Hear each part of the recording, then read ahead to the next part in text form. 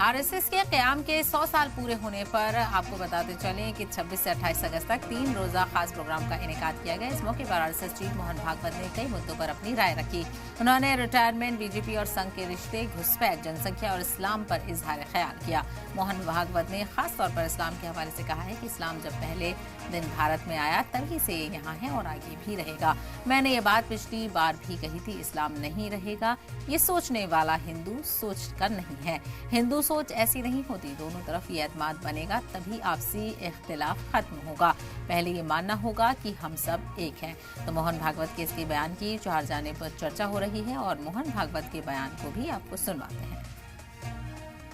भाई, पहले दिन इस्लाम भारत में आया तब से आज तक इस्लाम यहाँ है और रहेगा। ये मैंने भी पिछले बार भी कहा था। इस्लाम नहीं रहेगा ऐसे सोचने वाला हिंदू सोच का नहीं है। हिंदू सोच ऐसी है नहीं। दोनों जगह ये कॉन्फिडेंस बने तब ये संघर्ष खत्म होंगे। तो पहले ये मानना होगा कि हम सब लोग एक है। हमारी भाषाएं अलग है, जाति पाति अलग है, पूजा अलग है, ये सब है, विशिष्टताएं हैं हमारी, लेकिन सबसे ऊपर ये हमारा राष्ट्र है, सबसे ऊपर ये हमारा देश है, हमारा समाज है, हमारी संस्कृति है, और वो अलग अलग नहीं है। We are not a federation of communities or societies. We are one people. और वहीं इसी को लेकर खास बातचीत करते हैं। हमारे साथ कुछ खास मेहमान जुड़ गए हैं, उनका तारुफ आपसे करा देते हैं। ख्वाजा सैयद गयासुद्दीन चिश्ती हमारे साथ जुड़ गए हैं, इस्लामिक स्कॉलर हैं अजमेर से। और हमारे साथ हाजी नाजिम खान जुड़ गए हैं, पॉलिटिकल एनालिस्ट हैं। सबसे पहले हाजी नाजिम खान जी, आपसे चाहेंगे कि आप इस बयान को किस तरह से देखते हैं। क्या ये यकीन माना जाए कि जो एक नजरिए की बात की जाती है आरएसएस की, वो इससे मुख्तलिफ है, और क्या मोहन भागवत के इस बयान से समाज में असर पड़ेगा? हाँ, साहबा अली जी, मेरी आवाज अब तक आ रही है? जी जी। हाँ, साहबा अली जी, देखिए, मोहन भागवत जी का बयान हर समय जब भी आया बड़ा काबिले तारीफ होता है, लेकिन ये सिर्फ बयान ही रह जाता है। बयान पे इम्प्लीमेंट कुछ नहीं हो पाता। अगर इम्प्लीमेंट होता तो ये जो आपने देखा होगा जिस तरीके से हिंदू संगठन आजकल किस तरीके का माहौल देश के अंदर बनाने की कोशिश कर रहे हैं। आपने फतेहपुर में एक मकबरा देखा होगा कि मकबरे को किस तरीके से नुकसान पहुंचाया गया था, वो कौन से संगठन ने। तो मुझे लगता है कि अगर मोहन भागवत जी के इस बयान का अगर तारीफ अगर मैं करूं कि भी भारत के अंदर मुसलमान जब से रह रहा है या जब से था, वो हमेशा रहेगा, हिंदुओं की सोच नहीं है कि मुसलमानों को नुकसान पहुंचाने की, तो जाहिर सी बात है कि पहले ऐसे जो नफरती संगठन है उन पे बैन लगाया जाए ताकि भारत के अंदर मुसलमान सुरक्षित रहे। तो देखिए, मोहन भागवत जी का बयान बहुत ही काबिले तारीफ रहता है जब वो कहते हैं कि हमारा और आपका सबका डीएनए एक है। और जब वो ये कहते हैं कि भी देखिए, हर मस्जिद के नीचे शिवालय ढूंढने की जरूरत नहीं है। और जब वो ये कहते हैं कि जी हाँ, भारत का मुसलमान भारत के अंदर है, तो ये काबिले तारीफ है। लेकिन जब ये बात हम लोग सुनते तो हमें बहुत अच्छा लगता है कि मोहन भागवत जी ने भारत के मुसलमानों के बारे में बहुत अच्छी बात कही है। लेकिन जब हम धरातल पर देखते हैं तो थोड़ा सा इसके विपरीत मामला हम लोगों को नजर आता है। कहीं पे भी किसी भी निहत्थे मुसलमान को एक धार्मिक नारा लगाकर मॉब लिंचिंग कर दी जाती है, चाहे वो पहलू खान के नाम पे हो, या अखलाक के नाम पे हो, या अकबर के नाम पे हो, या रहबर के नाम पे हो, या जुनैद के नाम पे हो, या जुनैद नासिर को बोलोरे के अंदर जिंदा जलाने पे नाम हो। तो इस तरह की घटना आए दिन होती है। तो मैं तो ये कहता हूँ कि मोहन भागवत जी के इस बयान से उन नफरती संगठनों को कुछ सीखना चाहिए, और जो भारत के अंदर हिंदू मुस्लिम गंगा जमनी तहजीब वाला भाईचारा उसको कायम रखने के लिए हम सबको एक साथ होना चाहिए। मोहन भागवत जी के एक पहल के तौर पर देखा जा सकता है, क्योंकि शुरुआत तो कहीं ना कहीं से होनी चाहिए। यहाँ पर नाजिम जी के अगर एक दूसरे पर इल्जाम तराशी की जाएगी तो ऐसे काम नहीं बन पाएगा। मैं आपके पास लौटती हूँ, गयासुद्दीन जी भी हमारे साथ जुड़े हुए हैं। गयासुद्दीन जी, आप इस बयान को किस तरह से देखते हैं? क्या इससे यकीनी तौर पर असर पड़ेगा? और कहीं ना कहीं शुरुआत तो किसी को करनी होगी, और शायद ये शुरुआत मोहन भागवत जी ने की। जी, ये हमारा जो मुल्क हिंदुस्तान है, ये गंगा जमनी तहजीब का एक बहुत बड़ा नमूना है कि यहाँ पर हर सैकड़ों मील पर जबान बदल जाती है, हर तरह के मजहब के लोग यहाँ पर रहते हैं, और सब एक दूसरे से कैसे मिलके रहते हैं, ये हमारा हिंदुस्तानी नज़ीर पेश कर सकता है। दूसरे मुल्कों में बहुत कम नज़ीर मिलेगी है।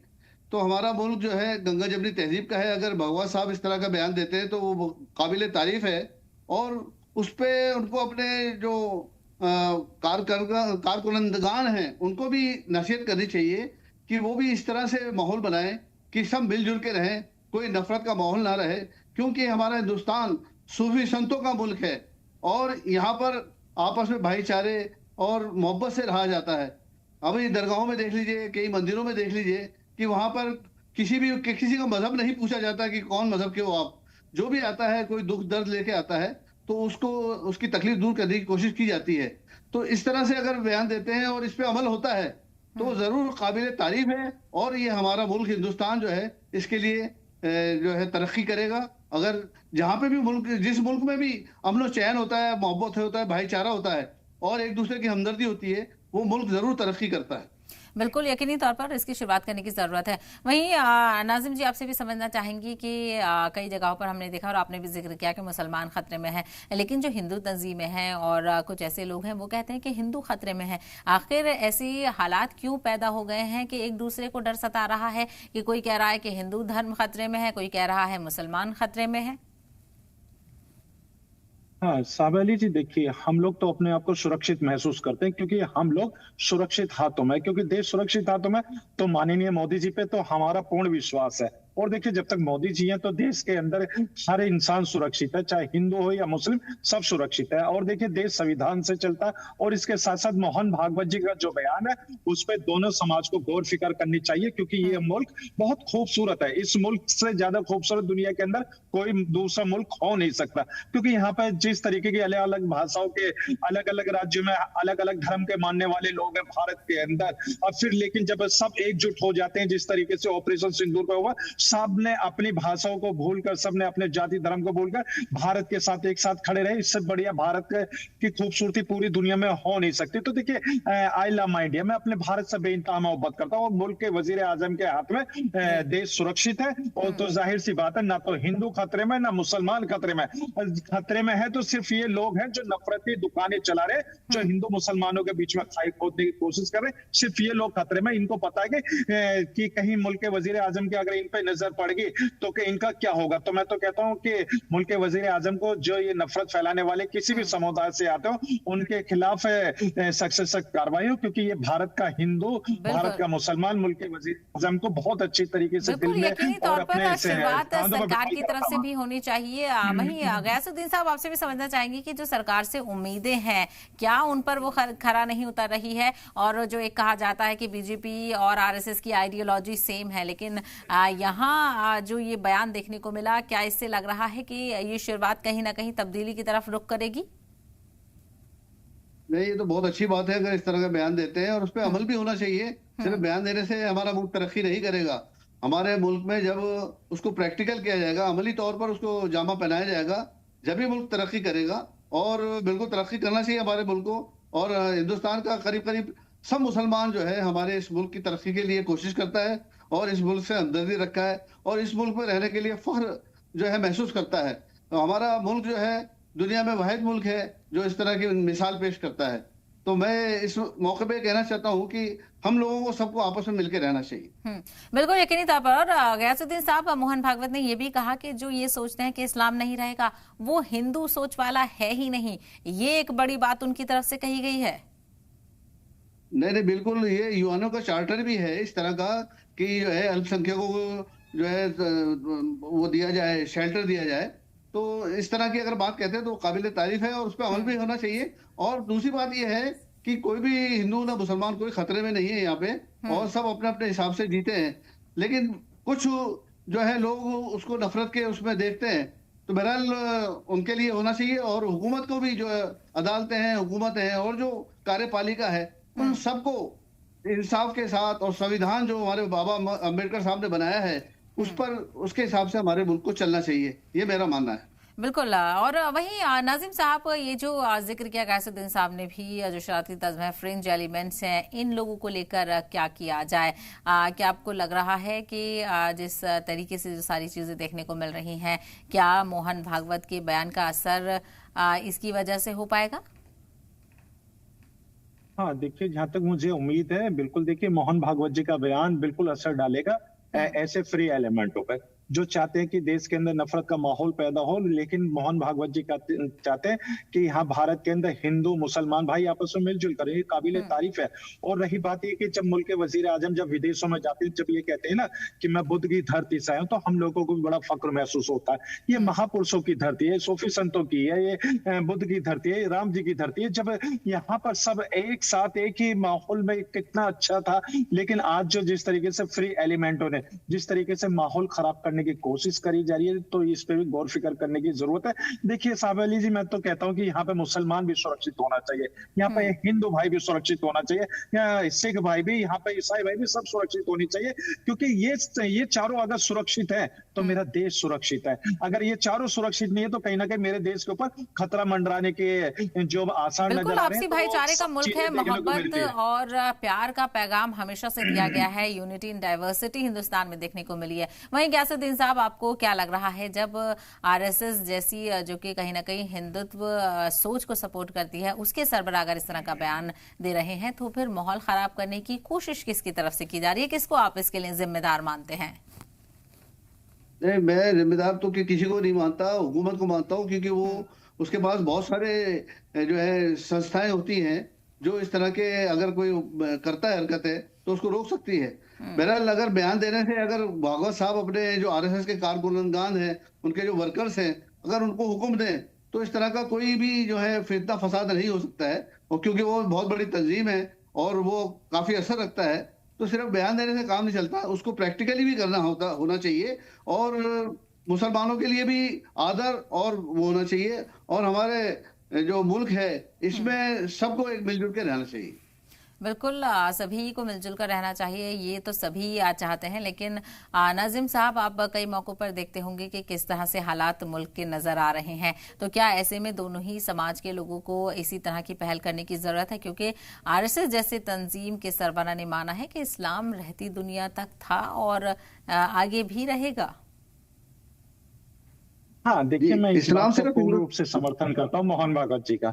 देखिए, मोहन भागवत जी ने बिल्कुल सच्चाई बयान करी है। लेकिन देखिए, जो अभी आपका सवाल था कि हिंदू तंजीम, मुस्लिम तंजीम या हिंदू समाज, मुस्लिम समाज सब एकजुट भारत में रह सकता है, बिल्कुल रह सकता है इंशाल्लाह। लेकिन ये बीच में जो नफरती फ्री एलिमेंट है, अगर इनको हटा दिया जाए, क्योंकि देखिए यहाँ पर अगर कोई फ्री एलिमेंट सवाल तो यही है ना कि इन लोगों को कैसे बदला जाए। आपने हाल ही में देखा होगा किस तरह के बयानात सामने आते हैं कि अब तो त्योहारों में भी बांटने की कोशिश की जा रही है। नाजिम साहब, हाँ, बिल्कुल, मैं वहीं आ रहा था। क्योंकि देखिए, जब हमारे अपने बुजुर्ग जो थे, जब ईद और दिवाली एक साथ मिलकर मनाते थे, ईद पे हमारे हिंदू भाई हमारे घर पे आते थे, और जब दिवाली होती थी तो मिठाई लेकर हमारे अपने मुस्लिम भाई हिंदू भाइयों के घर पे जाते थे। मुस्लिम भाई अपने हिंदू बहनों से राखी बंधवाते थे, और हिंदू बहनें आके अपने मुस्लिम समाज के घर में जब बेटी होती थी, बेटी की शादी करते थे तो उसका बात के लिए आते थे। तो मुसलमान कहीं ना कहीं हिंदू बेटियों का भी कन्यादान करता था, और हिंदू भाई भी मुसलमान भाइयों के बीच में आते थे, मुस्लिम बेटियों को भी रुखसत करवाते थे। वो बहुत बड़ी गंगा जमनी तहजीब थी। लेकिन आज जिस तरीके से मुल्क के हालात बदल रहे हैं, कहीं ना कहीं इसमें जो मुल्क के वजीर आजम को और उनको सरकार को आगे ना चाहिए, जो मुल्क की हुकूमत है, क्योंकि जब तक ये फ्री एलिमेंट होंगे ये गंगा जमनी तहजीब को नुकसान पहुंचाने की कोशिश करेंगे। अभी आपने देखा होगा हाल ही में किस तरीके का माहौल होता है कि अगर इंसान अगर सड़क पर चल रहा है दाढ़ी टोपी वाला, तो उसको पकड़ कर किस तरीके से लिचिंग कर दी जाती है। उससे कहा जाता है कि आप धार्मिक नारे लगाइए। धार्मिक नारे लगवाते हैं जब नहीं होना चाहिए। मैं ये कहता हूं कि देखिए, देश को आगे बढ़ाने के लिए हिंदू मुसलमान भाइयों को सबको एकजुट होकर आगे बढ़ना, और इसके साथ साथ हम लोगों को सबसे पहले जो ये अफवाह का जो बाजार चलता है, इस पर थोड़ा सा देखना पड़ेगा। क्योंकि एक छोटी सी आग की चिंगारी पूरे जंगल को जला देती है, उसी तरीके से एक छोटी सी अफवाह पूरे देश में किस तरीके का माहौल बना देगी, उस चीज को हम लोगों को समझने की जरूरत है। हिंदू भाई को भी जागरूक होने की जरूरत है, मुस्लिम समाज को भी जागरूक होने की जरूरत है, क्योंकि हिंदू मुसलमान दोनों भाई भाई है। तो जब भाई भाई है, तो अगर कोई तीसरा अगर इसमें फायदा उठाने की कोशिश करेगा तो उस तीसरे को हटा देना चाहिए। अगर आपको साहब लीजिए, अगर याद हो जिस तरीके से ब्रिटिश हुकूमत भारत के अंदर एक माहौल बनाने की कोशिश करी थी, ये वही हिंदू मुसलमान है जिन्होंने ब्रिटिश हुकूमत को घुटने पे टिका दिया था, उनको इस मुल्क से बाहर खदेड़ दिया था। जब उस दौर के अंदर हिंदू मुसलमान भाई सब एकजुट होकर मुल्क को आजाद करा सकते हैं, तो आज एक साथ रहकर अपने भारत को किस तरक्की के लिए क्यों एक साथ नहीं ले जा सकते? तो तो मैं तो अपने हिंदू भाई मुसलमान भाइयों से यही कहूंगा, ये मुल्क आपका अपना है, इस मुल्क की सौहार्द बनाने की आप लोगों की अपनी नैतिक जिम्मेदारी है। अगर कोई भी विदेश मुल्क अगर हमारे मुल्क पे अगर अपनी गंदी नजर रखता है, तो हिंदू मुसलमान भाइयों को एकजुट होकर उस विदेशी ताकतों को उनके सामने खड़े होकर उनको नजरों को झुकाना, उनको घुटनों पर टिकाना, क्योंकि आप वही भारतीय हो जिन्होंने अंग्रेजों को खदेड़ दिया था, तो ये विदेशी ताकतें होती कौन है। तो मुझे मुल्क के वजीर आजम बहुत अच्छे लगते हैं साहब अली जी, क्योंकि जो डिसीजन लेते हैं बिल्कुल फटाफट डिसीजन लेते हैं। मैं उनके डिसीजन से बड़ा मुतमईन हूँ। लेकिन नाजिम साहब, वही गयासुद्दीन साहब ने भी कहा कि बीच में ये जो तफरका पैदा हो रहा है, ये जो डिफरेंसेस आ रहे हैं, इसके लिए कहीं ना कहीं हुकूमत भी जिम्मेदार है। नाजिम साहब, हाँ देखिए ये साहब अली जी, ये तो बड़ा गंभीर मामला है, सोचने वाली बात है। तो मैं तो ये कहना चाहता हूँ कि हुकूमत को भी सोचना चाहिए और हिंदू मुसलमान भाइयों को भी सोचना चाहिए कि आपके बीच में कौन आके रह रहा है। और क्योंकि आप लोगों को पहचान करनी है, क्योंकि वो तो अपना आपके बीच में आएगा, नफरत फैला के चला जाएगा, लेकिन क्या नुकसान किसका होगा? हिंदू और मुसलमान दोनों भाइयों का होगा। फ्री एलिमेंट तो अपना काम करके चला जाएगा। इसलिए मैंने कहा ना कि अवेयरनेस की सख्त जरूरत है, हिंदू भाई को, मुसलमान भाई को, यकीनी तौर पर इसकी जरूरत है। और यही वजह है कि हम इस मौजू पर बातचीत भी कर रहे हैं। वहीं गयासुद्दीन साहब, आपको क्या लगता है, क्योंकि जब ऐसी शख्सियतें बात करती हैं, मोहन भागवत ने ये बात कही और आप जैसे लोग जब बेदारी फैलाते हैं तो एक असर भी देखने को मिलता है, लेकिन ये जो शरारती तत्व हैं और कहीं ना कहीं एक डिफरेंस देखने को मिल रहा है, इन सारी चीजों से कैसे उभरा जाए, कैसे सबको मिलकर इसके साथ काम करना होगा? ये एक तो विश्वास पैदा करना होगा सब में, जो हमारे मुल्क के अवाम है उनमें भरोसा पैदा होना चाहिए कि हुकूमत का जो रोल है वो इंसाफ का होगा। किसी के अगर पार्शलिटी करते हैं, संविधान के खिलाफ बात करते हैं, तो फिर विश्वास उड़ जाता है उससे। तो इसलिए हुकूमत क्या है, उसके पास बहुत एजेंसियां होती हैं। मैं बारहा कहता हूं कि अगर हुकूमत नहीं चाहे तो कोई दंगा नहीं हो सकता हिंदुस्तान में। और कोई मोहब्बत प्यार का पैगाम अगर दे इस तरह से, तो बहुत मुल्क तरक्की कर सकता है। तो और ये जो नफरती है इनके, तो खैर हुकूमत के पास बहुत कानून है, उनको जो है सजा दी जा सकती है, उनके साथ एजेंसियां हैं उनकी। और तो ये जो कुछ तत्व हैं जो नफरत फैलाते हैं, अब हमारे दरगाह शरीफ जो अजमेर की है, वो तो एक बहुत बड़ी मिसाल है जो है इसकी सोशल की, हिंदू मुसलमान भाईचारे की, गंगा जुमनी तहजीब की बहुत बड़ी मिसाल है। हमारे जो अजमेर शरीफ की दरगाह है, यहाँ पे हर तरह का, हर मजहब का लोग आते हैं और सब तरह के लोग। और यहाँ पे जो लंगर शरीफ भी जो बनता है, दलिया बनता है, पहले जौ का बनता था, गेहूं का बनता है, उसमें कुछ भी नहीं होता, नमक पानी और गेहूं होता है। उसको हर मजहब का आदमी पी सकता है, खा सकता है। इसी तरह से जो दरगाह शरीफ में देगे हैं बादशाहों की चढ़ाई हुई, उसमें भी इसी तरह का कोई नॉन वेज आइटम नहीं होता है। तो ये सब जोड़ने वाली बातें होती हैं और इसी को हमें फैलाना चाहिए। ऐसे बहुत सारे मंदिर भी हैं जहाँ पे बहुत मोहब्बत का पैगाम दिया जाता है, तो उनको अप्रिशिएट करना चाहिए, उनको तरक्की देनी चाहिए और उस तरह के विचारधारा को हमारे दिलों में बैठना चाहिए कि हमारा मुल्क जो है तरक्की करे और हम सब आपस में भाईचारे से रहें। बिल्कुल यकीनी तौर पर इसी भाईचारे की उम्मीद की जाती है, लेकिन आए दिन हम देखते हैं कि अलग अलग तरह की खबरें सामने आती हैं। वहीं नाजिम साहब, इस बयान को कहते हुए उन्होंने ये भी कहा कि मैं पहले भी ऐसा कह चुका हूं, लेकिन क्या आपको लगता है कि जो आरएसएस की सोच और आरएसएस का नजरिया बताया जाता है उससे ये बयान बरअक्स है, तो क्या यहाँ पर एक तब्दीली की तरफ आरएसएस बढ़ रहा है और इसकी शुरुआत मोहन भागवत कर रहे हैं? देखिए बिल्कुल, देखिए मोहन भागवत जी ने पहले भी इस तरीके का बयान दिया था, हमने तब भी उनके बयान से मुतमईन थे और आज जिस तरीके का बयान आया उस बयान पर भी हम मुतमईन हैं।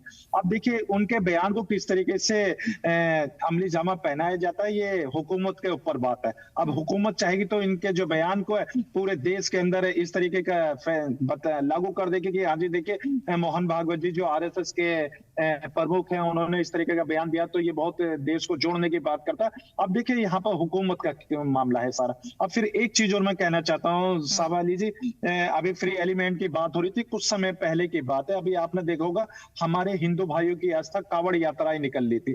तो कावड़ यात्रा से पहले किस तरीके से कुछ फ्री एलिमेंट जा जाकर ढाबे पे जाके आधार कार्ड चेक कर रहे थे और ये सब चीजें कर रहे थे, तो इन फ्री एलिमेंटों को किसने ऐसी परमिशन दी? जबकि हमारे हर राज्य के अंदर, देश के अंदर फूड इंस्पेक्टर है। फूड इंस्पेक्टर की अपनी नैतिक जिम्मेदारी होती है कि हमारे भारत के हर नागरिक को शुद्ध वाला खाना मिले।